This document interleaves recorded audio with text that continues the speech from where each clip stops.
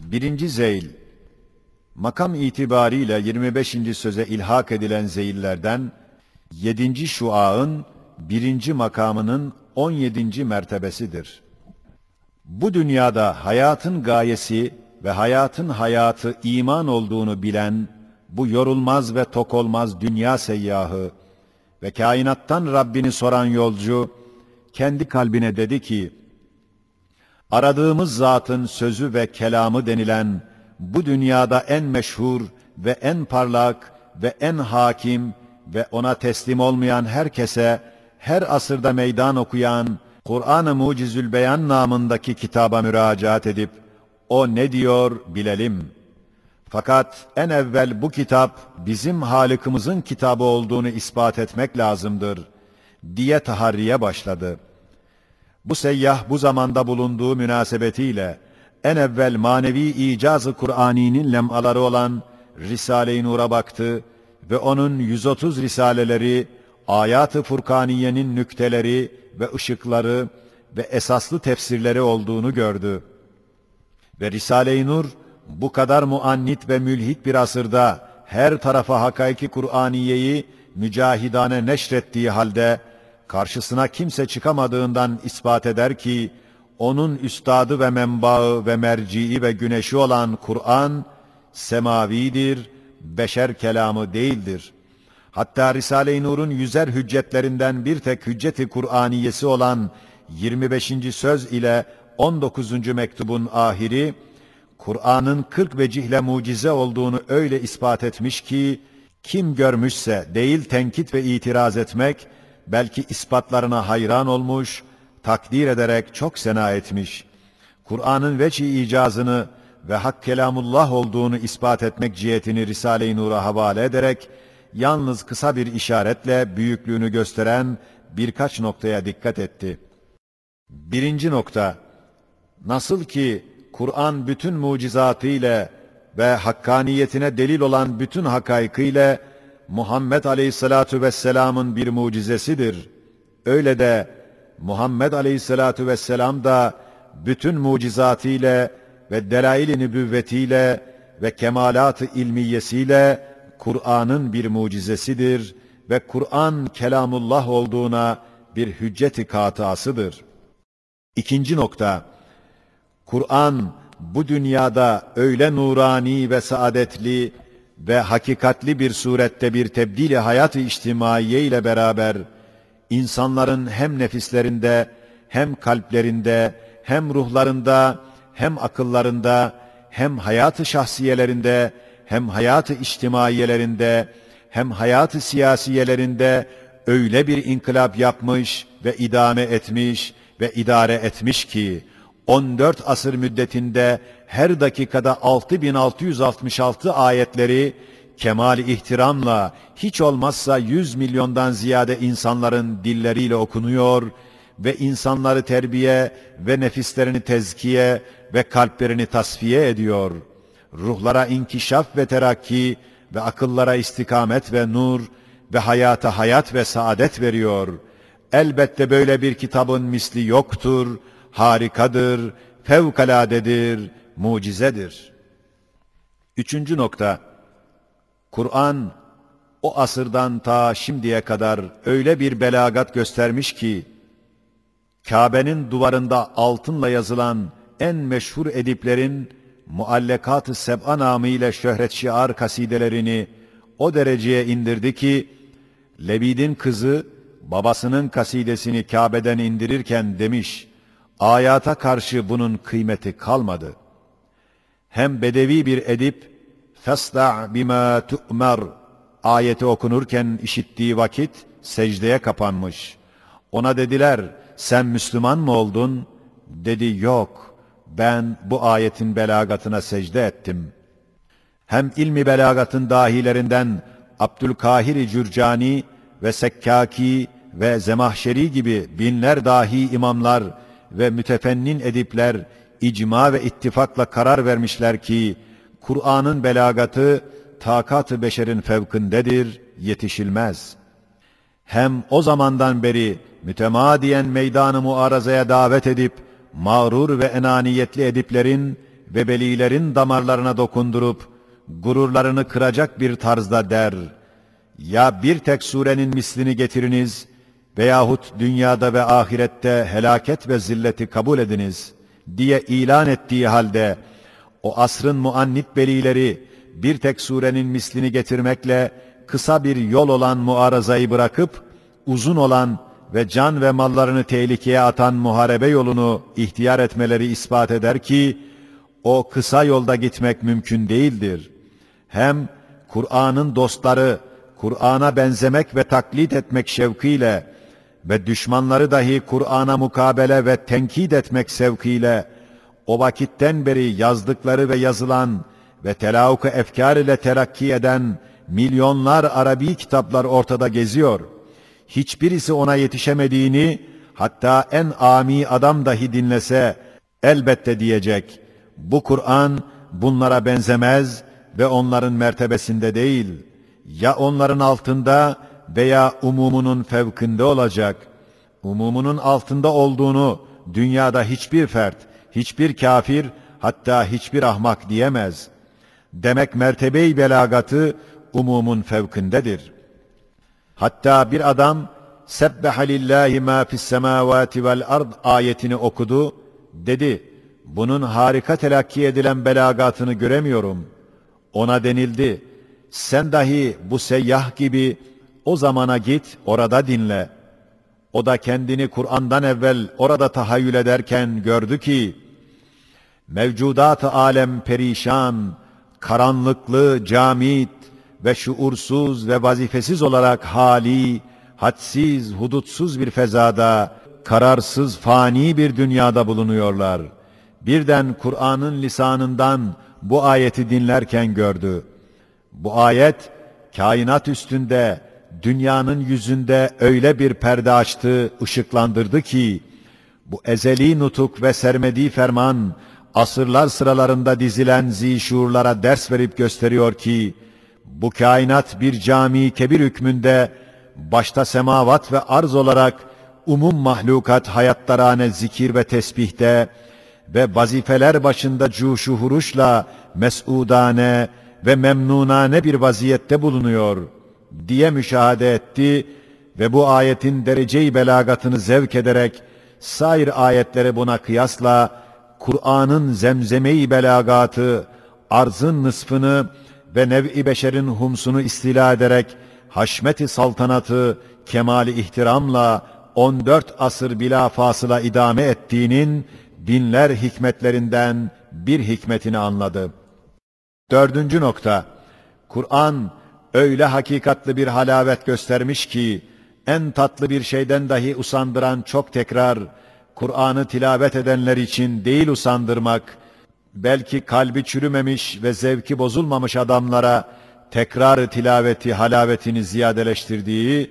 eski zamandan beri herkesçe musellem olup darb-ı mesel hükmüne geçmiş. Hem öyle bir tazelik ve gençlik ve şebabet ve garabet göstermiş ki 14 asır yaşadığı ve herkesin eline kolayca girdiği halde şimdi nazil olmuş gibi tazeliğini muhafaza ediyor. Her asır kendine hitap ediyor gibi bir gençlikte görmüş.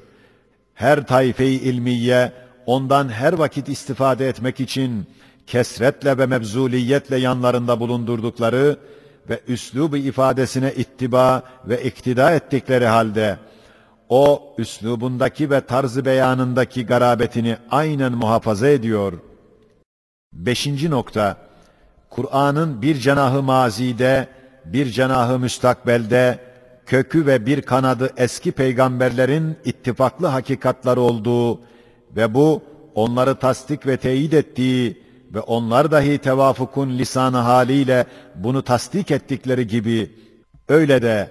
evliya ve asfiya gibi ondan hayat alan semereleri, hayattar tekemmülleriyle şecere-i mübarekelerinin hayattar, feyizdar ve hakikat medar olduğuna delalet eden ve ikinci kanadının himayesi altında yetişen ve yaşayan velayetin bütün hak tarikatları ve İslamiyet'in bütün hakikatlı ilimleri, Kur'an'ın aynı hak ve mecma hakaik, ve camiyette misilsiz bir harika olduğuna şehadet eder. 6. nokta. Kur'an'ın 6 ciheti nuranidir, sıdk ve hakkaniyetini gösterir. Evet, altında hüccet ve bürhan direkleri, üstünde sikke-i icaz lemaları, önünde ve hedefinde saadet-i dareyn hediyeleri ve arkasında noktayı istinadı vahyi semavi hakikatları, sağında hadsiz ukûl-ü müstakimenin deliller ile tasdikleri, solunda selim kalplerin ve temiz vicdanların ciddi itminanları ve samimi incizapları ve teslimleri,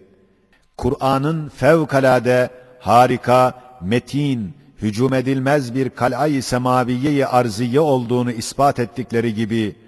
6 makamdan dahi onun aynı hak ve sadık olduğunu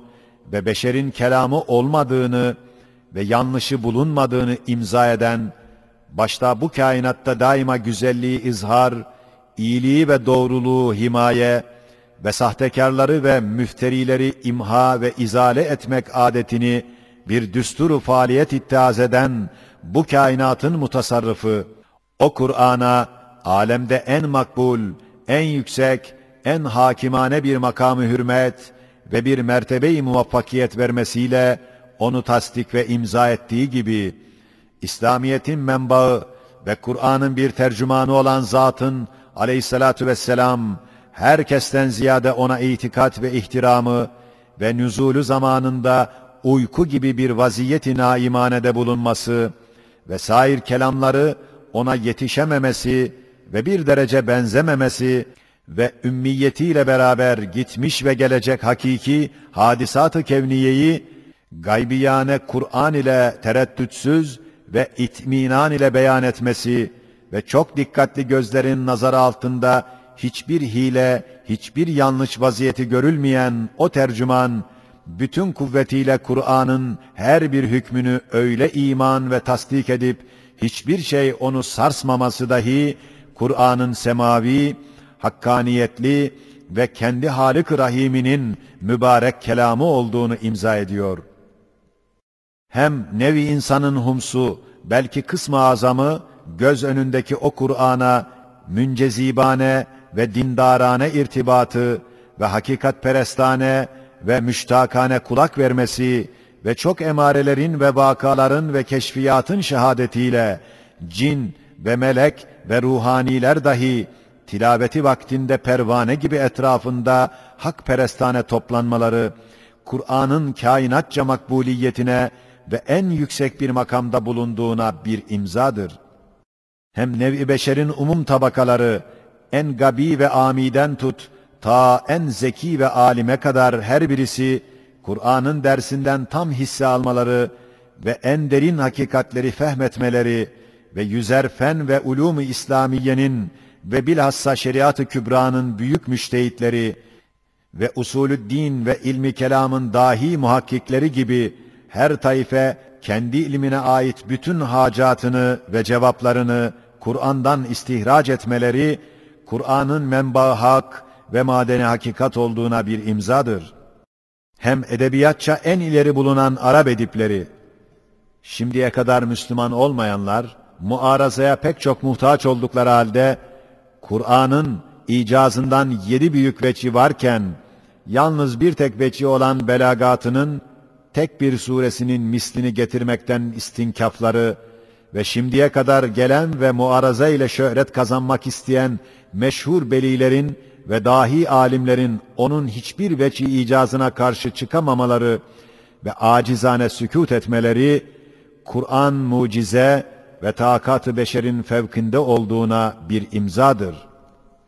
Evet, bir kelam kimden gelmiş ve kime gelmiş ve ne için denilmesiyle kıymeti ve ulviyeti ve belagatı tezahür etmesi noktasından Kur'an'ın misli olamaz ve ona yetişilemez. Çünkü Kur'an, bütün alemlerin Rabbi ve bütün kainatın Halık'ının hitabı ve konuşması ve hiçbir cihette taklidi ve tasannu ihsas edecek hiçbir emare bulunmayan bir mükalemesi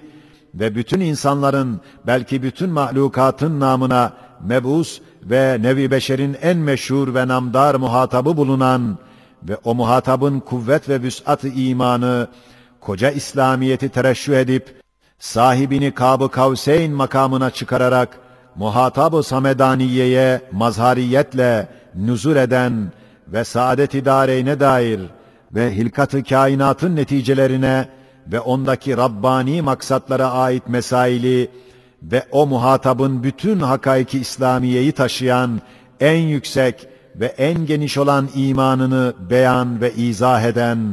ve koca kainatı bir harita, bir saat, bir hane gibi her tarafını gösterip, çevirip, onları yapan sanatkarı tavrıyla ifade ve talim eden Kur'an-ı Mucizül Beyan'ın elbette mislini getirmek mümkün değildir ve derece-i icazına yetişilmez. Hem Kur'an'ı tefsir eden ve bir kısmı 30-40 hatta 70 cilt olarak birer tefsir yazan yüksek zekalı müdakkik binler mütefennin ulemanın senetleri ve delilleriyle beyan ettikleri Kur'an'daki hadsiz meziyetleri ve nükteleri ve hasiyetleri ve sırları ve âli manaları ve umur-u gaybiyenin her neviinden kesretli gaybi ihbarları izhar ve ispat etmeleri ve bilhassa Risale-i Nur'un 130 kitabı, her biri Kur'an'ın bir meziyetini, bir nüktesini kat'î bürhanlarla ispat etmesi ve bilhassa Mucizat-ı Kur'aniye Risalesi, şimendifer ve tayyare gibi medeniyetin harikalarından çok şeyleri Kur'an'dan istihraç eden 20. sözün 2. makamı ve Risale-i Nur'a ve elektriğe işaret eden ayetlerin işaratını bildiren İşarat-ı Kur'aniye namındaki 1. şua ve Huruf-u Kur'aniye ne kadar muntazam ve esrarlı ve manalı olduğunu gösteren Rumuzat-ı Semaniye namındaki 8 küçük risaleler ve Sure-i Feth'in ahirki ayeti 5 vecihle ihbar-ı gaybi cihetinde mucizeliğini ispat eden küçücük bir risale gibi Risale-i Nur'un her bir cüz'ü Kur'an'ın bir hakikatını, bir nurunu izhar etmesi, Kur'an'ın misli olmadığına ve mucize ve harika olduğuna ve bu alem-i şehadette alemi gaybın lisanı ve bir allamul guyubun kelamı bulunduğuna bir imzadır. İşte 6 noktada ve 6 cihette ve 6 makamda işaret edilen Kur'an'ın mezkür meziyetleri ve hasiyetleri içindir ki, haşmetli hakimiyet-i nuraniyesi ve azametli saltanat-ı kutsiyesi, asırların yüzlerini ışıklandırarak, zemin yüzünü dahi 1300 sene tenvir ederek, kemal-i ihtiram ile devam etmesi, hem o hasiyetleri içindir ki, Kur'an'ın her bir harfi, hiç olmazsa 10 sevabı, 10 haseneyi ve 10 meyveyi baki vermesi, hatta bir kısım ayatın ve surelerin her bir harfi, 100 ve 1000 ve daha ziyade meyve vermesi ve mübarek vakitlerde her bir harfin nuru ve sevabı ve kıymeti ondan yüzlere çıkması gibi kutsi imtiyazları kazanmış diye dünya seyyahı anladı ve kalbine dedi: İşte böyle her cihetle mucizatlı bu Kur'an, surelerinin icma ile ve ayatının ittifakı ile ve esrar ve envarının tevafuku ile ve semerat ve asarının tetabuku ile bir tek vacibül vücudun vücuduna ve vahdetine ve sıfatına ve esmasına deliller ile ispat suretinde öyle şehadet etmiş ki, bütün ehli imanın hadsiz şehadetleri onun şehadetinden tereşşüh etmişler. İşte bu yolcunun Kur'an'dan aldığı ders-i tevhid ve imana kısa bir işaret olarak 1. makamın 17. mertebesinde böyle: La ilahe illallahul vacibul vücudil vahidul ehadullezî delle alâ vücûbi vücûdihi fî vahdetihil Kur'anul mu'cizul beyan el makbulul mergûbu li ecnâsil meleki vel insi vel can el makru'u kullu âyâtihi fî kulli dakikatin bi kemâlil ihtiram bi elsineti mi'âti milyon min nev'il insan الدائم سلطنته القدسية على أقطار الأرض والأكوان وعلى وجوه الآثار والزمان والجاري حاكميته المعنوية النورانية على نصف الأرض وخمس البشر في 14 عصر بكمال الاحتشام، وكذا شهد وبرهن بإجماع سوره القدسية السماوية وباتفاق آياته النورانية الإلهية وبتوافق أسراره وأنواره وبتطابق حقائقه وثمراته وآثاره بالمشاهدة والعيان denilmiştir.